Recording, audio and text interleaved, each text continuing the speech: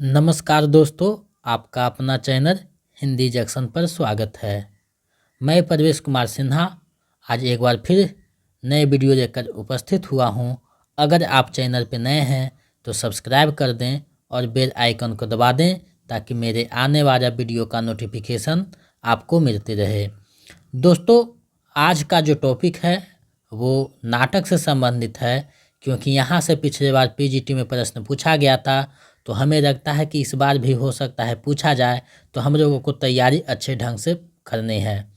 इसमें जो है अंधेर नगरी भारतेंदु हरिश्चंद्र का जो नाटक है उसी से संबंधित जो है 25 अति महत्वपूर्ण एमसीक्यू को देखने वाले हैं। ये बहुत ही वीवीआई प्रश्न है जो प्रत्येक जगह देखने को मिलता है, चाहे टीजीटी का एग्ज़ाम हो या पीजीटी का हो या फिर नेट का हो, सभी में कहीं ना कहीं एक प्रश्न यहाँ से देखने को मिलते हैं।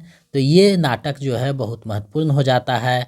तो चलिए आज को जो है उसी को प्रश्नों को तरफ बढ़ते हैं और देखते हैं कि कैसा प्रश्न पूछा जाता है और हमारी तैयारी कैसी है। तो बिना देर करते हुए चलिए टॉपिक की तरफ बढ़ते हैं। आज का पहला प्रश्न है, भारतेंदु हरिश्चंद्र किस काल के प्रमुख कवि हैं? भारतेंदु हरिश्चंद्र किस काल के प्रमुख कवि है आपको बताना है। विकल्प आपके सामने है। 4 विकल्प में से एक विकल्प जो सही है उसको चुनना है। कौन सा सही होगा आपको बतानी होगी। तो इसका जो सही आंसर है विकल्प डी हो जाएगा, आधुनिक काल के प्रमुख कवि हैं। चलिए नेक्स्ट प्रश्न देखते हैं। दूसरा प्रश्न है, अंधेर नगरी के रचनाकार कौन हैं? अंधेर नगरी के रचनाकार कौन हैं आपको बतानी है। विकल्प आपके सामने है। तो इसका जो सही आंसर है विकल्प सी हो जाएगा, भारतेंदु हरिश्चंद्र जो हैं अंधेर नगरी नाटक के रचनाकार हैं। चलिए आगे बढ़ते हैं अगले प्रश्न की ओर। अंधेर नगरी नाटक में कितने अंक हैं? अंधेर नगरी जो नाटक है उसमें कितने अंक हैं आपको बतानी है। विकल्प आपके सामने हैं। तब इसका जो सही आंसर हो जाएगा विकल्प ए हो जाएगा, क्योंकि इसमें जो है 6 अंक में बटा हुआ यह नाटक है। तो इसका सही आंसर विकल्प 6 हो जाएगा, विकल्प ए। चलिए नेक्स्ट प्रश्न देखते हैं।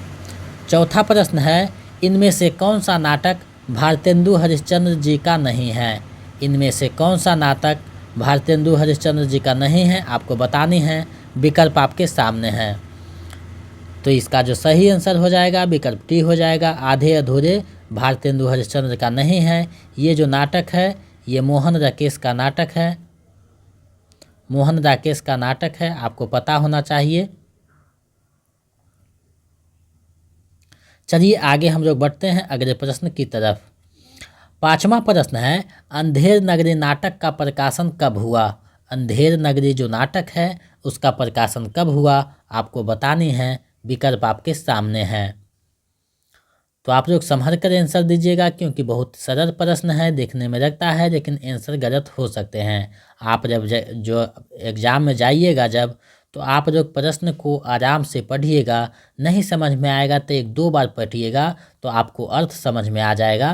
तो आप लोगों को जो है संभल कर एग्ज़ाम में जो है आंसर करना है, क्योंकि वो आपका फाइनल आंसर होता है और उस पर आपका जो है ज़िंदगी का निर्धारण, जीवन का निर्धारण होता है। तो आप लोग संभल कर एग्ज़ाम में जो है आंसर कीजिएगा और जितने भी नोट्स दिए जा रहे हैं उसका जो है रिवीजन करें और प्रैक्टिस सेट का प्रैक्टिस करें ज़्यादा से ज़्यादा, ताकि आपका जो है आंसर सही हो। और आप लोगों के पास जो है समय बहुत कम है, तो अच्छे ढंग से मेहनत कीजिए, क्योंकि स्मार्ट स्टडीज़ ही आपकी जो है परीक्षा में ज़्यादा नंबर लाने में सहायक होगा। तो आप लोग समय निकाल कर जो है अध्ययन करें, क्योंकि पर्वों का मौसम चल रहा है तो समय ज़्यादा जो है व्यर्थ में बर्बाद होगा। तो आप लोग समय को मैनेज करें और अपने स्टडी पर फोकस करें। तो इसका जो सही आंसर हो जाएगा विकल्प सी हो जाएगा, 1881 ईस्वी में इसका प्रकाशन हुआ था। चलिए आगे बढ़ते हैं। अंधेर नगरी है, अंधेर नगरी क्या है आपको बताना है। विकल्प आपके सामने हैं। तब इसका जो सही आंसर हो जाएगा विकल्प सी हो जाएगा, अंधेर नगरी जो है प्रहसन है। भारतेंदु ने इन्हें प्रहसन कहा है। चलिए आगे बढ़ते हैं अगले प्रश्न की ओर। 7वां प्रश्न है, अंधेर नगरी नाटक के किस अंक में शमशान का दृश्य है? यानी किस अंक में जो है शमशान का चित्रण किया गया है, शमशान का दृश्य दिखाया गया है। विकल्प आपके सामने हैं, सही विकल्प का चयन करना है। तब इसका जो सही आंसर हो जाएगा विकल्प डी हो जाएगा। छठा अंक में जो है शमशान का दृश्य है। चलिए आगे हम लोग बढ़ते हैं। 8वां प्रश्न है, अंधेर नगरी नाटक की रचना भारतेंदु हरिश्चंद्र द्वारा कितने दिनों में किया गया था? अंधेर नगरी नाटक की रचना भारतेंदु हरिश्चंद्र द्वारा कितने दिनों में किया गया था, आपको बतानी है। विकल्प आपके सामने है। तब इसका जो सही आंसर हो जाएगा विकल्प ए हो जाएगा, क्योंकि एक रात में जो है, एक दिन में इसकी रचना किए थे। चलिए आगे बढ़ते हैं नेक्स्ट प्रश्न की ओर। 9वां प्रश्न है, अंधेर नगरी नाटक के किस अंक में राज्यसभा का दृश्य है? अंधेर नगरी नाटक के किस अंक में राज्यसभा का दृश्य है, आपको बताना है। विकल्प आपके सामने है। तब इसका जो सही आंसर हो जाएगा विकल्प बी हो जाएगा। चौथा अंक में राज्यसभा का दृश्य है। चलिए आगे बढ़ते हैं अगले प्रश्न की ओर। 10वां प्रश्न है, अंधेर नगरी नाटक में महंत का जो भी शिष्य कौन है? अंधेर नगरी नाटक में महंत का जो भी शिष्य है कौन है, आपको बतानी है। विकल्प आपके सामने है। तो इसका जो सही आंसर हो जाएगा विकल्प बी हो जाएगा। गोवर्धन दास जो है उसका जो भी शिष्य रहता है। चलिए आगे बढ़ते हैं अगले प्रश्न की ओर। 11वां प्रश्न है, अंधेर नगरी नाटक के किस अंक में बाजार का दृश्य है? अंधेर नगरी के जो है किस अंक में बाजार का दृश्य है, आपको बताना है। विकल्प आपके सामने है। तो इसका जो सही आंसर है विकल्प सी हो जाएगा। दूसरा अंक में जो है बाजार का दृश्य दिखाया गया है, जिसमें मछली बाजार, कबाड़ी बाजार, कुंजरनी और आदि जो है हलवाई बनिया आदि सब देखने को मिलते हैं। तो दूसरा अंक में बाजार का दृश्य दिया गया है। चलिए आगे बढ़ते हैं। 12वां प्रश्न है, भारतेंदु हरिश्चंद्र का जन्म कब हुआ था? भारतेंदु हरिश्चंद्र का जन्म कब हुआ था, आपको बताना है। विकल्प आपके सामने हैं।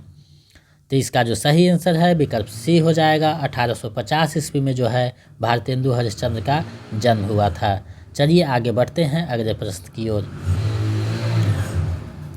13वां प्रश्न है, रोभ पाप का मूल है, रोभ मिटावत मान, रोभ कभी ना कीजिए, या मैं नरक निदान। उपयुक्त पंक्ति किसके द्वारा गाया जाता है? उपयुक्त जो पंक्ति है किसके द्वारा गाया जाता है, आपको बतानी है। विकल्प आपके सामने है। तो इसका जो सही आंसर है विकल्प बी हो जाएगा। महंत के द्वारा ये पंक्ति गाया जाता है, बताया जाता है। चलिए आगे बढ़ते हैं अगले प्रश्न की ओर। 14वां प्रश्न है, नारायण दास ने मुझसे कहा था कि यहाँ सब चीज़ टके सेर मिलती है, तो मैंने इसकी बात का विश्वास नहीं किया। बच्चा, यह कौन सी नगरी है और इसका कौन सा राजा है जहाँ टके सेर भाजी और टके सेर खाजा है? उपयुक्त कथन भारतेंदु की अंधेर नगरी के किस पात्र का है?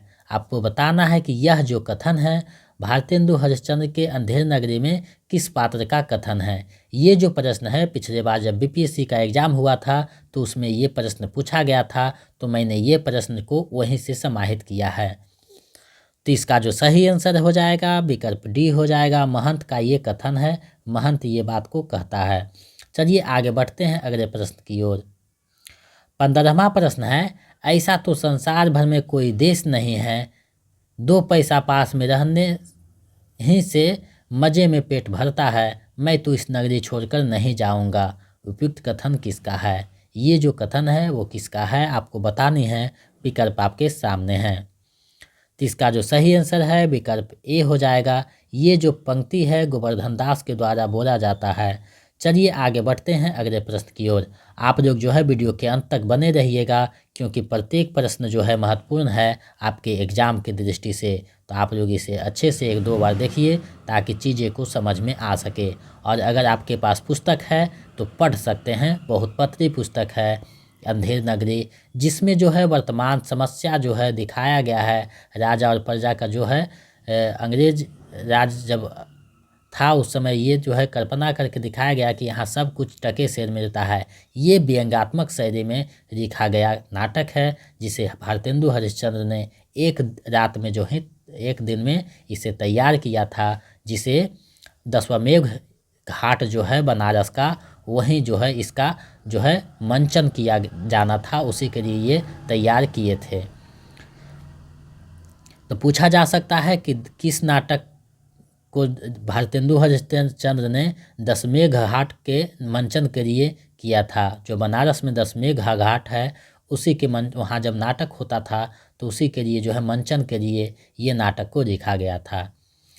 16वां प्रश्न है, अंधेर नगरी अनबूझ राजा, टका शेर भाजी टका शेर खाजा, उपयुक्त कथन किसका है? ये जो कथन है किसका है आपको बताने हैं, विकल्प आपके सामने हैं। तो इसका जो सही आंसर है विकल्प डी हो जाएगा, गोवर्धन दास का ये कथन है। चलिए आगे बढ़ते हैं अगले प्रश्न की ओर। 17वां प्रश्न है, अरे भाइयों कुछ तो धर्म विचारो, अरे मुझ गरीब को फांसी देकर तुम लोगों का क्या लाभ होगा, अरे मुझे छोड़ दो, उक्त कथन किसका है? आपको बताना है ये कथन किसका है। विकल्प आपके सामने है, सही विकल्प का चयन करना है। आपका जो तैयारी है टीजीटी से नेट लेवल पे की जा रही है, तो आपको चिंता करने की कोई बात नहीं है। हम जो है सारे चीज़ों को देखेंगे, एक एक चीज़ पे ध्यान दे रहे हैं और आपके एग्ज़ाम के दृष्टि से सारी चीज़ों को जो महत्वपूर्ण है उसको आपके समक्ष प्रस्तुत कर रहे हैं। तो 17वां का जो सही आंसर है विकल्प सी हो जाएगा, गोवर्धन दास का ये कथन है। चलिए आगे बढ़ते हैं अगले प्रश्न की ओर। 18वां प्रश्न है, स्वर्ग जानने में बूढ़ा जवान क्या, आप तो सिद्ध हो, आपको गति अगति से क्या, उक्त संवाद किसका है? आपको बताना है कि ये जो संवाद है किसका है। विकल्प आपके सामने है, सही विकल्प का चयन करना है। तो इसका जो सही आंसर है विकल्प बी हो जाएगा, गोवर्धन दास का ये कथन है। जब उसे फांसी दिया जाने लगता है तो गुरु जब आते हैं बचाने के लिए तो वही तर्क वितर्क होता है, जिससे कि गोवर्धन बच जाता है और राजा जो है सूर्य पे चढ़ा दिया, यानी फांसी राजा को दिया जाता है। चलिए नेक्स्ट प्रश्न देखते हैं। जहाँ न धर्म न बुद्धि नहीं, नीति न सुजन समाज, ते ऐसे ही आपहु न सै, जैसे चौपट राज, उक्त बात कौन कहता है? ये जो पंक्ति है, ये जो कविता दोहा है, इसको कौन कहता है आपको बताना है। विकल्प आपके सामने है। तो इसका जो सही आंसर है विकल्प डी हो जाएगा, महंत का कथन है, जो अपने चेहरा गोवर्धन दास को बचाने के लिए अंत में राजा को फांसी पर चढ़ा देते हैं। उसी समय अंत में ये पंक्ति महंत यानी गोवर्धन दास के गुरु ये बात को कहते हैं। चलिए आगे बढ़ते हैं अगले प्रश्न की ओर। महंत अपने शिष्य नारायण दास को किस दिशा में भिक्षाटन को भेजता है? महंत अपने शिष्य नारायण दास को किस दिशा में भिक्षाटन को भेजता है, यानी किस दिशा में भिक्षा मांगने को भेजता है आपको बताना है। विकल्प आपके सामने है। तो इसका जो सही आंसर है विकल्प ए हो जाएगा, पूरब दिशा में भेजता है। चलिए आगे बढ़ते हैं। इसी से संबंधित एक और प्रश्न है कि महंत अपने शिष्य गोवर्धन दास को किस दिशा में भिक्षाटन को भेजता है, यानी गोवर्धन दास को किस दिशा में भेजता है आपको बताना है। विकल्प आपके सामने है।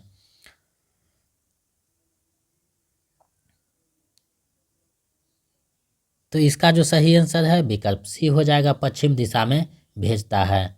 चलिए आगे बढ़ते हैं अगले प्रश्न की ओर। 22वां प्रश्न है, इनमें से कौन सा पात्र अंधेर नगरी का नहीं है? इनमें से कौन सा पात्र जो है अंधेर नगरी का नहीं है आपको बताना है। विकल्प आपके सामने है।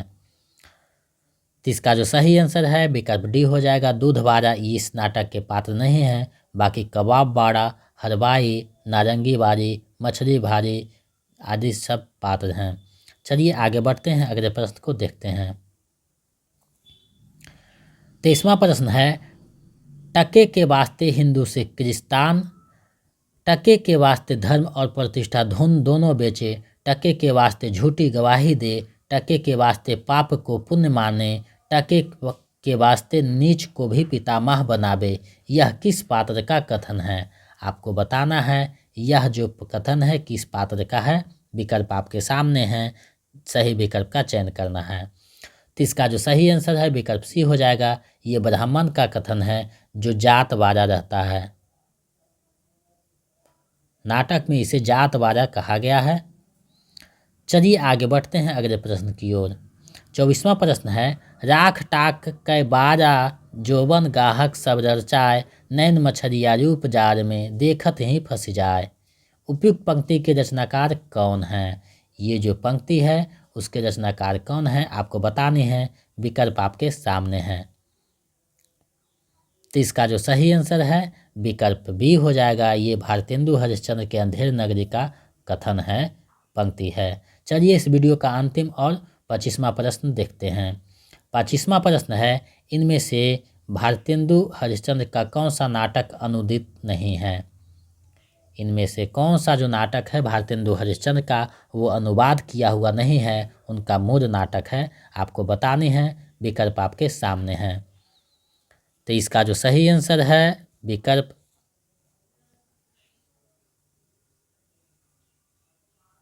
ए हो जाएगा। नीर देवी उनका अनुदित नाटक नहीं है, बाकी तीनों जो है अनुवादित नाटक है।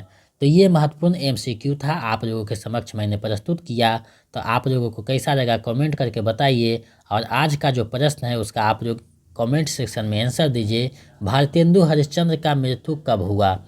भारतेंदु हरिश्चंद्र का मृत्यु कब हुआ, इसका जो जवाब है आप लोग कमेंट सेक्शन में दीजिए, ताकि हम समझ सकें कि आप लोग भी गहरी जानकारी रखते हैं। और अगर आप नए हैं तो चैनल को सब्सक्राइब कर दें और बेल आइकन को दबा दें, ताकि मेरे आने वाला वीडियो का नोटिफिकेशन आपको मिलती रहे और आप जो है ससमय वीडियो को देखकर अपनी तैयारी को मजबूती प्रदान करते रहें।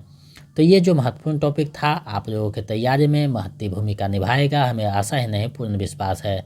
तो आप लोग चैनल पे बने रहें और तैयारी में लगे रहें, क्योंकि समय बहुत कम है आप लोगों के पास और तैयारी ज़्यादा करनी है। तो आप लोग जो है तैयारी करते रहें समय को मैनेज कर कर, क्योंकि पर्व त्यौहार है तो आप लोग समय को मैनेज कीजिए, क्योंकि 20 दिन के तैयारी में आपका जो है 20 से 25 बरस का ज़िंदगी जो है सुधर सकता है।